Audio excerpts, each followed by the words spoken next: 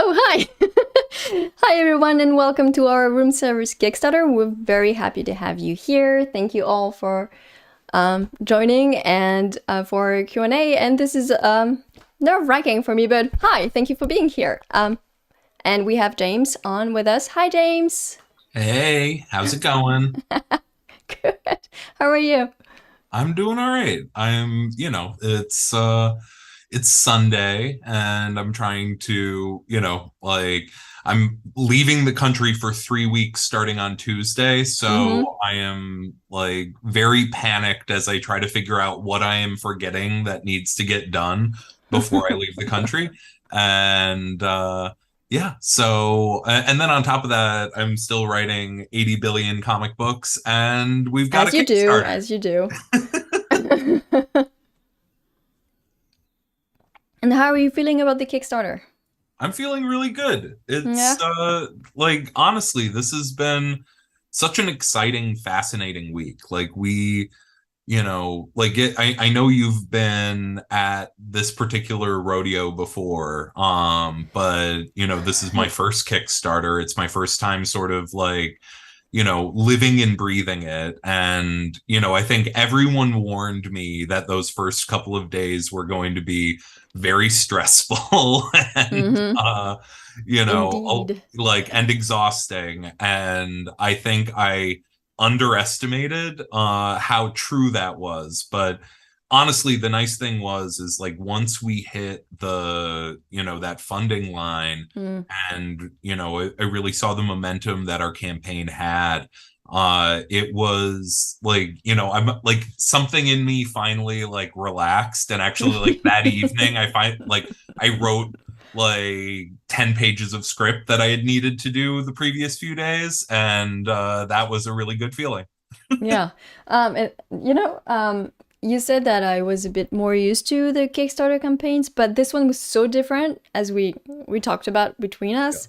Um, our previous campaigns were like shooting straight up from like minute one because first of all we had a bit more lead time and people knew that the campaign was coming, and it was for something that they already knew, the art books, and so they were just like with the hand on the pledge button. So it shot up like real fast. And for this Kickstarter, it was sort of different. First of all, people didn't know about room service. They didn't know it. I'm sure it took a minute to process that we're not doing just a book but a film too. So Yeah. there was some sort of that time that we had to allow people to sort of figure it out and figure out how they wanted to be a part of it. And so meanwhile, we were just like hanging on, Yeah. trying to actually know if people would be like interested by what we're doing. But obviously, since then, it's like shot up too, and now we're funded, and we're on our way to our second stretch goal, which we're gonna talk about actually later during this live. But first of all, I just wanted to say hi to everyone. I have the YouTube live chat. Just a sec. And so we have questions. Let me have. Oh, just first of all, I need to turn that down. Okay, so we have a question from Owen's review. Hello, Elsa and James. First off, I wanted to say I'm a huge fan of both of your works, and I am very excited for room service. This leads me to my question: who came up with the initial idea of the short? James, do you want to answer that? Yeah. So I mean, the idea of doing a short film together was something that Elsa and PK reached out to me about.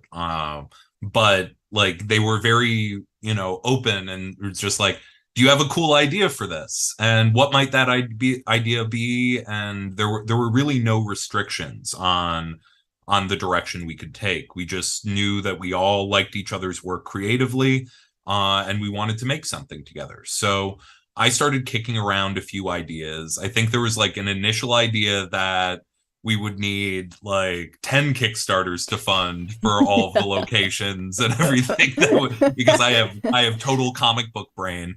Right. But then I zeroed in on like one of the core thematics of that story and came up with something more self-contained that I thought would work as a really, really good horror short.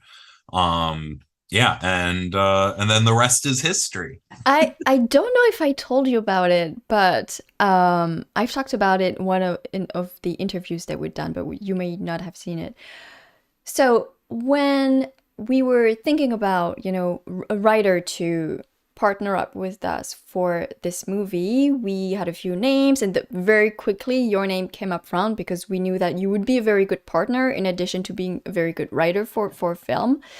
And I had not really processed that asking you for a script would pretty much mean that we would get a horror script.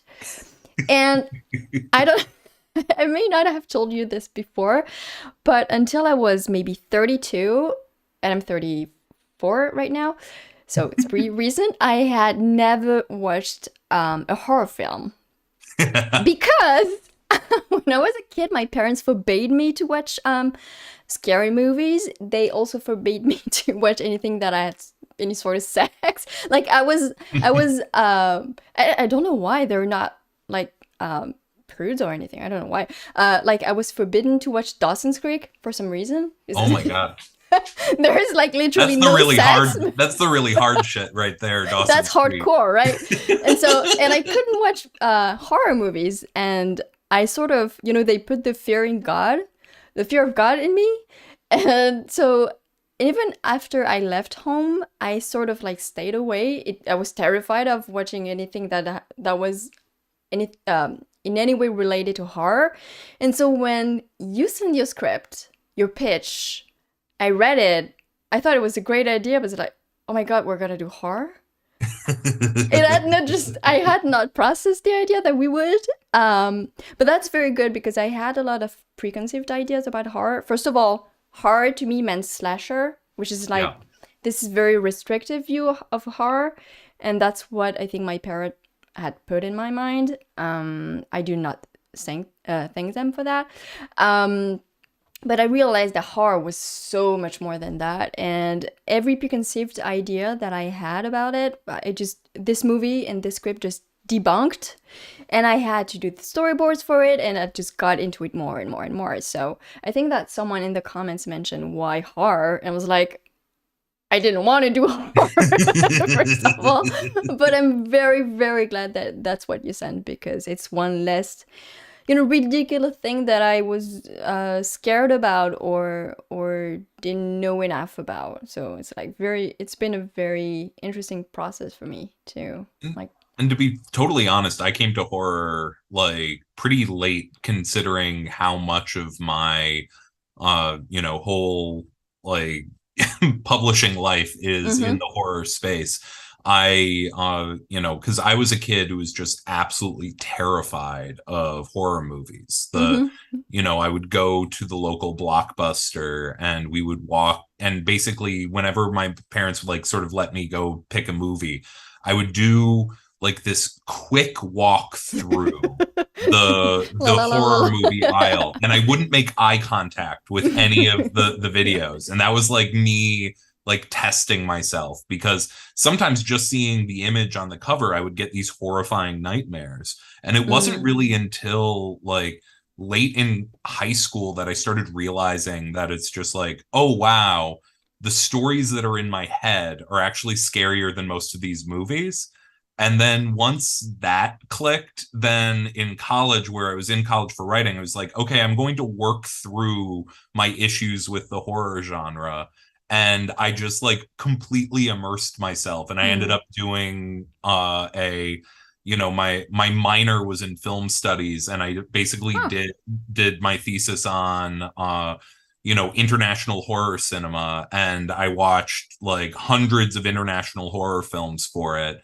And it was just like, so by the time I graduated college, I had gone from like, I would never, like, I wouldn't go over to the group hangout nights on the nights that they watched a horror movie. And like, to like, okay, horror is like a key and important part of my life. Well, that's super interesting. The things that we misjudge as kids. So let me have a look at the comments. Oh, thank you all. Lots of comments. This is really nice. So what do we have? We have thumbs. Oh, hi, Nico. Okay, we've got one question from Mike. Elsa, how did you approach storyboarding for this project compared to your normal process for comic pages? So, I didn't know how to do storyboards in the first place. Like a few years ago, I was visiting Matt Fraction in Portland, and he had this storyboards from Indiana Jones, and I just locked in that book. I thought, the technique was super interesting. I love the movie, and I thought that was a very different way of telling stories that I was as a comic book artist. And so I actually Matt ended up giving me that book. And for the next few years, I would often have a look at it and trying to figure out how it worked. But it's one thing to look at something and think you figured it out, and it's a completely other thing to have to do it for yourself. So in comics, as you know, Mike, you have to carefully select the panels, the least amount of panels that you can to tell the story, and it's up to the reader to fill in the gaps. The gutters is where the reader sort of understand what happens between one panel and the next. But when you make a movie and when you're making storyboards, it's very different. First of all, you're in control of everything that you show. You're in control of pace. And so the big thing that I did when I did my first pass was too many cuts. So it was basically like a comic book but filmed. It was very much like a Wes Anderson sort of film, but that's not what PK had in mind. So we had to do another pass and try to really figure out movement, not only how to tell a continuing action, but how do you convey the camera movement through arrows, through different let me show you this. I don't know if you can see it. It's the one that's on the campaign. See, that arrow indicates that the camera is gonna go from her and follow him. So that's one of the many tricks that you can use to really make your point to everyone on the team that's gonna end up, making that movie, so they can picture it in their mind and then, set up everything that needs to be set up. So it's a very different process. I am not in any way saying that I master it after like a short film, but I think I've got the basics in. But yeah, it's a sort of rewiring of your creative brain. It doesn't work at all the same ways as it does for a comic, but it was a super interesting process for me. Anything that's new is always interesting when you're creative. Anything that's hard is interesting, and this was both new and hard. Okay. Hi guys. And let me pipe in and to say that those original storyboards are available through the Kickstarter campaign. So if you want to get your hands on them, you should add them onto your pledge. Right. I'm a terrible salesperson. I should have mentioned that. Oh yeah. I'm frames completely shameless, so I don't I don't mind. Every single frame, every single of the almost 200 frames of the film are gonna be are available as independent frame and inked and by me. And you have the number of the scene, the number of the shot, you have the dialogue. Well, am I focused? Yeah, you have the dialogue at the bottom, and everything is inked by me. And that's one of the things that you can grab on the campaign page. So, in terms of new questions, what do we have? Crisis Online. Hi, Crisis Online. Hey there, 2 questions. Are there plans to make this an ongoing comic or short film series? and what's the estimated runtime of the film? So I can answer the first one. The estimated runtime is about 16 minutes. We didn't advertise that on the campaign because it might end up be a little shorter or a little bit longer. It will depend, but it's going to be in the ballpark of, the 15-minute sort of short film that you have. So plenty of time to tell a very good story in that. And the other question was, is this going to be a comic book series or a film series, right? James, Yeah, you want to answer that? yeah, I can hop in there. I mean, part of the idea, and this is one of the fun things about horror, is you sort of like you can build a core concept that then you can sort of come at from a lot of different angles. And the idea right at the heart of room service and the idea of the character, the caretaker, and the facility that the caretaker operates is something that is, it could work in many stories, not just one. So right now, what our absolute plans are what's listed on the campaign. We have the short film, we have the one-shot comic book, which works as a kind of prelude to the short film, and we have our beautiful art book with the script and the storyboards. So beyond that, we do have ambitions, and I think our ambitions would point us in the direction of seeing, if we make a really good short film, then why not try to make a feature? But where we go next is entirely dependent on, on whether or not you guys want us to do it, and whether we want to do it, and all of this stuff. So it's like, but the potential exists in the material, and that was like really important to me, because yeah, if we're gonna make like a really really good horror movie, you want to make one that we could come back to over and over and over again and still find really creatively fulfilling and exciting ways to tell that story, and really frightening ways that Elsa's parents would not let her watch. Oh no, I'm not even sure my mom will actually watch the movie once it's finished. I'm pretty sure she won't. But yeah, I think that, in terms of the comic, and it would be a fantastic comic book series. Yeah.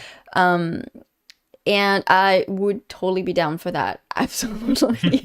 I think that also the success of the campaign and the funding goal that we end, not in terms of the actual money of it, because all that will go towards making the film, but the amount of backers that we get at the end, I think, will send us a signal. Is this a universe that people want to see in a comic book form? Do they want to, us to expand on that? So right now there are ideas, and but as you all know, launching a comic book series in the direct market is really hard. So we also want I'm speaking for myself. You don't have any issues with the direct market, James. You're very comfortable in that market. But yeah, we'll see. We'll see how it goes. I also think it's important not to chew on bigger than we can actually handle at the moment. But the plans are the prequel, the film, and then we'll see. But there are definitely lots of things that we can do within that universe. And I'd love to do that. It's also when you, and I think I speak for you here, because when I get to a project, most of the time, the basics are there. But for a writer, the amount of energy that you spend developing a concept, developing a universe is a lot. So once you have that down, you might as well try to, make the best out of that concept that you developed. So it would be smart to use that and see where it can lead us. Yeah. Okay. Hi everyone that just joined in. Thank you all. Hi everyone. I'm just looking through the questions real quick. Andrew, thank you. All right, we have another question. What kind of, from Duo PG God, I hope I'm getting that right. What kind of horror influences have inspired room service? I feel a Hammer horror vibe. Also more associated Frankavilla outwork, please. Oh, okay. So Yeah, James, we're gonna because I already laid out that I have no horror influences. absolutely. So, I mean, honestly, uh, there are a lot of different core influences. And I mean, like a lot of the things that appeal to me aesthetically in horror appeal to me like broadly. So it's something where I bring a lot of the same influences to projects like Nice House on the Lake Mm. as I would bring to like as I am bringing to a project like Room Service. I like very human driven stories, and I also like stories that don't flinch with its brutality. So honestly, like some of my favorite horror movies are definitely the ones Elsa's parents like specifically would not like it coming out of France over the last 20 years. There's a whole wave of movies called the New French Extremity, which are extremely, extremely messed up movies that I Mm-hmm. love dearly. And while this is maybe not quite as gratuitous as that, I do like stories that make an impact like that. And then beyond that, I think that some of the core influences that PK and I spent a lot of time talking about it came out of Korean cinema and Right, I was about to Korean add that. horror in Yeah. Mm-hmm. particular. Um, even the idea of doing the art book here came from they did this amazing version of the Parasite script that had all of the storyboards for the entire thing. So it reads as a kind of pseudo graphic novel, and that's what we were trying to replicate with the art book here because of how much that movie is like a huge influence. I mean, I think that's the best movie that's come out in the last 5 years. Yeah. It's within 5 years still. Like time does post COVID time makes no sense. So it's like, Do was you it would two you years ago, 5 years ago, 10 years ago? It's all the same. pretty much, yeah. Would you say that Parasite is horror? It has some A horrific, hundred yeah. percent. Like I mean, Okay. it's a thriller. It's a Mm, I do like stories that blur the edges, mm, but I think the figure coming up from the bottom of the stairs, I'm phrasing it in a way that's not like super revealing, is one of the most like frightening and effective horror images in mm. cinema of the last decade. Even though the film isn't purely horror, it's Yeah. it takes pieces of the horror It made like. me think of a conversation that I had with PK yesterday that a lot of people don't see Park's Old Boy as a horror film, but if you really look closely at it, the Oh yeah, guy goes through like horrific experiences, and I mean, if that's not horror, what is? yeah. No, And and I yet, mean it's like not always cited as a horror movie, more like maybe a thriller. no, like, and there are a lot of films that exist on Mm, those borderlands of horror and thriller that are my all-time favorites. Like I would put like my top two horror movies, and they sort of switch places depending on how I'm feeling at a given moment. Are The Silence of the Lambs and The Thing. And mm, Silence of the Lambs is one that it it's a crime thriller in a lot of ways, but it is shot like a horror movie. yeah. Hannibal Lecter works as a horror monster, and so does Buffalo Bill. And all of like the that was actually like what one of my big papers in college was. I was writing film studies paper on the classification of the horror genre, Mm, because that like a lot of those classifications require one supernatural element to a monster, even if it's a metaphorically supernatural element, like the fact that Mike Myers keeps getting up past the point that he should be able to. But it's the, like I wanted to create a version of that definition that would include something like Silence of the Lambs and Psycho, which otherwise like don't actually make the cut as horror. as horror films. It's interestingly that you should mention Silence of the Lamb, because that's one of the films that my mom would not let me watch. She would tell me that if you watch this, you're never... It terrified me. I didn't sleep for days. And so I was terrified of that movie. And PK just kept telling me, you're missing out. You really have to see this. And so reluctantly, I watched it. Or I sat on the couch reluctantly. But then I quickly got it. And I was completely missing out. Same with, it's not horror, but... another movie that I was not allowed to watch was Full Metal Jacket. Yeah. Because it was too violent, because it was about war, and it was like this. Obviously it's a masterpiece, and not seeing this because I was carrying some sort of family terror about it was just ridiculous. And yeah, Silence of the Lambs is just one of my favorite movies. See, my counterpoint to that is my mom showed me Silence of the Lambs when I was 12 years old. She covered my eyes like this during the scary bits, which was not the most effective mood. But I mean, that probably is why I have a lifelong fixation on the movie, because I definitely saw it way too young. Yeah, but I think, I don't know if it's, a lesson can be learned from that, but PK was the same way. His parents would just allow him to watch horrific movies at a very, very young age, and that sort of imprinted in his mind as experiences, and sort of being allowed in the world of adults too as a young child. I don't know whether that's a good idea or not. I'm not judging, I'm not saying, but creatives seem to have been exposed to things that they shouldn't have exposed to at a young age, and it had a huge impact. But anyway, I don't know. I'm not gonna, give a parental advice. So we have one question from Alex Hurd.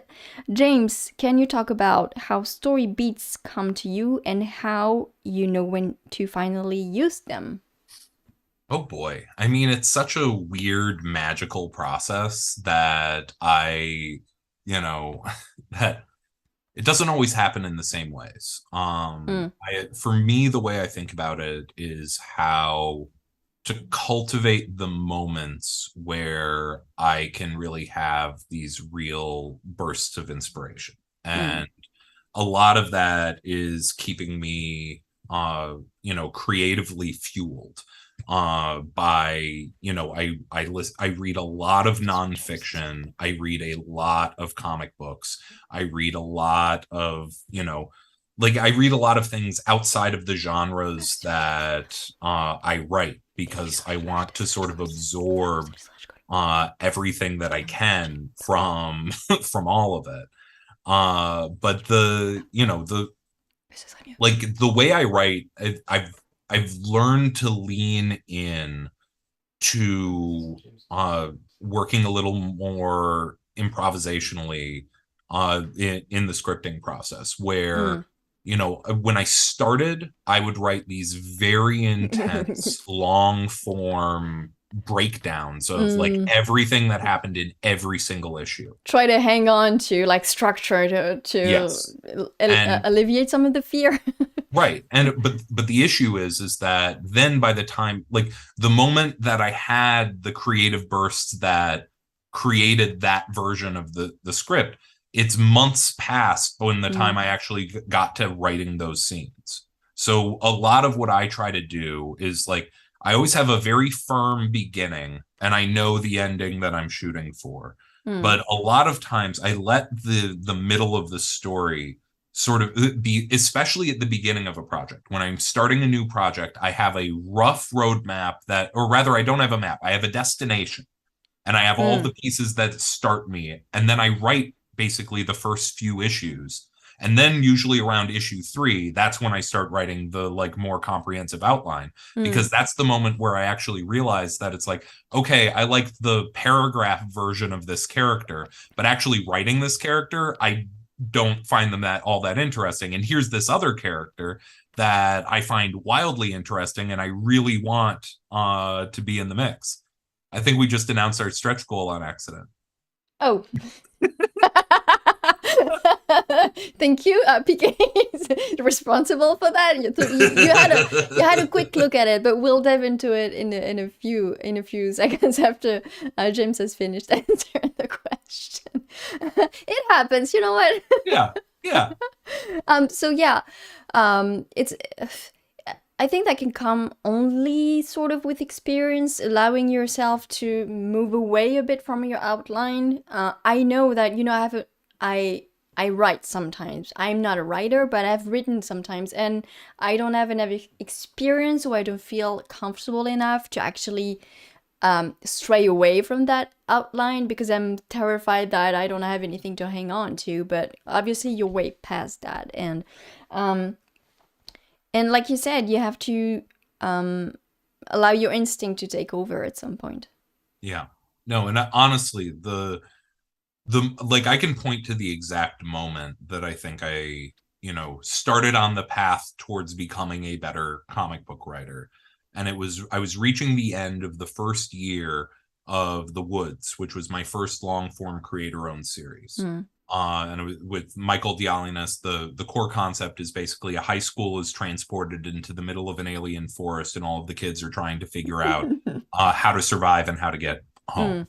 And, you know, it was right towards the end, like it was while I was writing like issue 8, and I, you know, issue 12 was in my foreground, and I knew the series was going to be about 36 issues, and I wanted, like, and there was in all of my outlines, one of the key characters was going to be the villain of the entire 36 issue series. But then I just started with sorry, yeah, just a second. You started, one of your earlier books was a 36 issue series. Oh yeah, like if I didn't have the sales to support it, it just would have ended on a cliffhanger. I knew the size of the story I wanted to tell, and it's like, you know, I think you can tell from so many of my works, I love long form projects. Like long form comics are what made me fall in love with comics. I always want to expand everything. But it was like, so I was reaching the end of that first year, and I had this realization that I needed to kill the villain of the entire series in issue 12. And then I had no idea what was going to happen after that point. But I knew that for all of the characters, the most interesting thing that could happen to every single character in the book was to kill the villain of my whole 36 issue series. And making the decision to do that and then letting go of my initial outline is one of the most important like creative moments of my entire career. Yeah. I mean, that's super interesting. I think that you got your answer, right? So, James, I'm going to ask you, because Zoom is now cutting us off at 40 minutes, something like that. So I'm going to ask you to quit the Zoom, come back, so we have a bit more time. Bye, everybody. I'll be back in a minute. Yes, and we'll announce stretch goals. So, okay, he's gone. So, hey everyone, it's just me. And PK is like losing his mind on the side because he accidentally released the stretch goals in advance. Okay, so I just wanted to take a second to look at the comments, because I don't have them in front of me. Yes, PK showed us because he loves us. Yes, that was not at all an accident. It was all planned. Yes, Alex, pleasure. We want PK. We all love PK. The people demand it. Okay. Yes. Okay, he's okay, just bear with us. It's live. It's not easy. James is coming back in a second. I don't know what's happening. I have only been thinking of Tynion versus Zdarsky in a Jello wrestling match. That's something we all want to see. We do. Okay, where we are in terms of James coming back. Okay, so in the meantime, I can answer any question that you might have, just for me to fill in some time. I'm a writer from Latin America, Chile specifically, and I was wondering if you had any advice to how could a foreign creator make it to the North American market comics? I think, in a good position to give some advice, because I am too. You're actually closer to the US than I am, so I would say that. Qu'est-ce que c'est? Okay, so I don't know. PK and I broke into the American market at a time that was very different from today. First of all, it was pre-COVID. I'm not sure that it would work the same today, but what we did was we did a creator-owned. We funded it in France through, via crowdfunding. You could just do this and, finish a book by yourself. You don't have to sell it to an audience. You can just finish something. And we had 12 pages of that comic printed as a sort of ashcan in color. It was lettered, colored, just like a comic. And we printed like maybe a couple of dozens of them.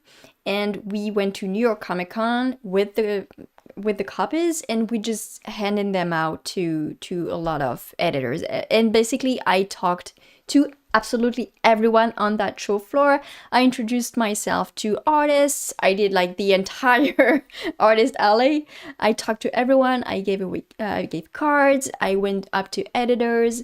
I saw it as I have 4 days to make this happen, because I don't have enough money to do another trip to the US anytime soon. So this needs to happen right now, doing this show. So my advice, and again, I'm not sure that it still works post-COVID, assuming we're post-COVID, but is print out your work and go show it to editors, because email is really tricky. Editors, get dozens and dozens and dozens of unrequired emails every day. They don't have the time to look through everything. So the best way is always to go up to them and to talk to them. That's my advice. Comment? Okay, James is back. Hi, James again. No, oui. Yes, he is. What? He is. Hi again. I am. So, can you hear me? Yes, I can. So, I guess it's time, like we had said. So first of all, I want to thank you all again for helping us actually get through that first stretch goal, and for allowing us to introduce a second stretch goal. So this second stretch goal, if we reach €100,000, but it's pretty much the same right now. So can you put the picture up? It's not working. So right now we are at 80,000. So that means we have another 20,000 to go. So we reach that stretch goal. And a lot of suspense, but I'm telling you, it is worth it. So we actually have a double stretch goals. It's the first time we've done anything like this. Yes. Is it live? It's live. Woohoo! So as you can see, if the campaign reaches €100,000, you guys will get two things. First of all, for everyone that has ordered the art book, you will get 20 more pages. That's for everyone that gets the art book, which will, if I believe it, will get it up to 100 pages. And we're also adding another surprise to that stretch goal. We're making a Martin Simmons exclusive to the Kickstarter variant cover available as an add-on. So that means that not everyone gets it, by default, but it is available right now. Not right now. It will be available if we reach that. Give us money and it'll be available right now. Oh my god, this is hard. So yes, if we reached 100,000 euros, we will make that available, and you will also get 20 more pages on your art book. So, yay! Yay! Look, people, I am out of money. Go fund this so I can get 20 more pages in my art book. So, Yeah. hopefully, we'll get there. I think it's looking pretty good, but we never know. And the good thing is, the sooner we actually get to that, what do you want? Do you want a phone? Okay. The sooner we get to that stretch goal, the sooner we can announce another one. And who knows what it will be, but it will be probably a double stretch goal as well. So make it 40 pages. What the heck? What the heck, Big Mikes? We're already giving you 20 extra pages for free. What do you want from us? Okay, is the comic included in any of the higher tiers, or is it just an add-on? It is just an add-on, Michael.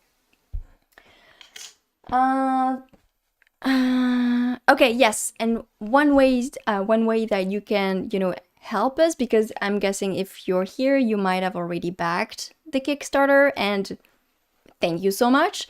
And one of the ways that you can, help us and you get to that stretch goal is to talk about it with your friends. And also, I wanted to talk specifically to international backers. I don't know if we have anyone from Europe. Is that, as you may have noticed, the international shipping right now is pretty crazy.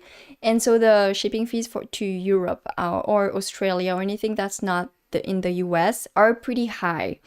And one thing that you can do is back with a couple of friends, or 2 or 3 or however many you want, and split the shipping fees. First of all, you'll get lower shipping fees, and this will help us get to that stretch goal a lot quicker. So that's another thing that I wanted to mention. Seems bonkers here. Yep, it is bonkers. Are you excited about that possible Martin Simmons cover, James? Oh yeah. No, I mean, I love Martin. Like, I am, so Martin Simmons is my co-creator on the Department of Truth. He's one of my favorite artists. I am literally sitting directly under his cover for Department of Truth #1, which is like hung up like centered above my desk. I want to be working with Martin for the rest of my life. And the second we started talking about who would be a great person to initially come in and do the film poster, and then once we started talking about like, okay, now we've got a comic book, like, me and Martin on the cover of a comic book is a feeling that I know and like and love. So I was very excited when we were talking about it. Yeah, and how about that poster? It's incredible. I mean, he was able to sum up the movie, yet not spoil it so perfectly well, and just so thrilled that maybe we're gonna have like this variant. And again, it's gonna be exclusive to Kickstarter, so no one else outside of the campaign is gonna be able to have it. The comic itself, someone asked in the comment, we'll have a main cover that will be, but all the variants that we're doing, whether it's the foil variant or the possible Martin Simmons covers, are going to be exclusive to that campaign. And the foil is limited too. I don't have that many friends. Can you ship from France? No, we can't. It would be a lot more expensive, and the goal of that campaign is to have as much money as we can to actually make the film. Yes, pour le futur? Oh yeah, PK was mentioning that you could maybe ask your local store to back the Kickstarter and get as many copies as they want, and you buy a copy for you to them. That's an option too. J'ai pas la réponse sur cette question. Sorry, I'm switching to French for a sec. J'ai pas la réponse en fait. Production design, vectors et DP. Okay, so we have a question from Jeff Superscript. So far, you have raised approximately $80,000. Congratulations. That is a lot of money for a short film. Where is the majority of your budget going to be spent? Actors, production design, sound effect, VFX. So the important thing to say is that right now, the budget for the film, even though our funding is at $80,000, we don't have $80,000 for the short film. We have about a little over half of that will go to the film, because when you start a Kickstarter, you have costs that are attached to the Kickstarter. All the rewards that you guys are gonna get, we have to actually produce them. That costs a lot of money. We have hired artists to do all the cool art that you've seen, the design for the campaign, all of that. We have a lot of, I think about $20,000 of fixed costs. So that is, amputated from the budget of the film. And then all the rewards for you backers. So right now we don't have 80,000 for the film. I think that if we get to 100,000, we will get, because, the fixed costs are, anyway, I'm gonna get into something too complicated. So, but anyway, to answer your question, where is the majority of your budget going to be spent? I'm speaking under the control of PK here, because this is not my area of expertise, but I think you had it right in your question. Actors, first of all, depending on our end funding, we might be able to get actually, more famous actors. So we would have to pay them quite a lot. Production design, yes. First of all, we have the caretaker's mask to actually produce as a prop. So there's a lot of money that is going to go into production design. DP, too. We want a really, really good DP, and they are expensive. What is there? An entire crew. That costs a lot of money. So yeah, that's basically it. Movies are expensive, not like comics that you can just sit at a table and produce like a masterpiece. For film, you have to spend a lot of money. So yeah, that's where we are right now. And so that's why we're pushing to get as much money as we can to make this movie like the best it can be. Do we have another question? Let me look at the comments for a second. Mark Amel, maybe not. I think he has a passive that would maybe overshadow what we're trying to do. I heard Chip Zdarsky would do it if you would just be his friend. Who wants to be friends with Chip, though? Yeah. Where will production take place? Will you be doing outreach for creators for the project? So where will production take place? Production, if you mean that the entire pre-production process, we're gonna do it from here, but in terms of the actual shoot, we're not quite sure right now. So the plan was originally to shot in Los Angeles, but it's still up in the air. Atlanta is on the table too, or Europe. We'll see a lot of tax breaks from some cities or some countries. So we'll see, I think, where we are at the end of the campaign in terms of the money that we have available for the film, and we'll make a decision according to that. Okay. I think we're good. What do you think, James? Do you want to hang on for we're good for today? I think we're good for today. But that's great. Thank you all so much for coming, and thank you for backing room service, and thank you for reading the 10,000 comic books I put out a month. And I love you all very much. And this is a whole crazy wild ride, and this last week has been completely nuts.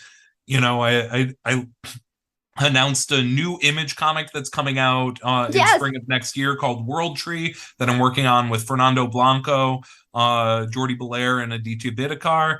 And I'm extraordinarily excited about that. We announced room service, and it's like you guys are starting to get the full shape of what the next year of my career is going to look like. But none of it is possible without all of you. So yeah, I love you. You're great. Thank you. I think you said it all. I don't have much to add other than, yeah, thank you so much. This has been an incredible week. I mean, we're doing a movie. What the hell? Who came up with that idea? It was PK. He did it. It's his fault. Anyway, thank you all so much. I hope we're gonna be doing another one of those live streams around the end of the campaign, maybe the last few days. Thank you all for hanging out today with us. And remember the stretch goal, $100,000. You get your 20 extra pages on the art book and a Martin Simmons exclusive cover as an add-on. You all have a very good rest of your Sunday, and we'll speak soon. Bye-bye. Bye, James. Bye.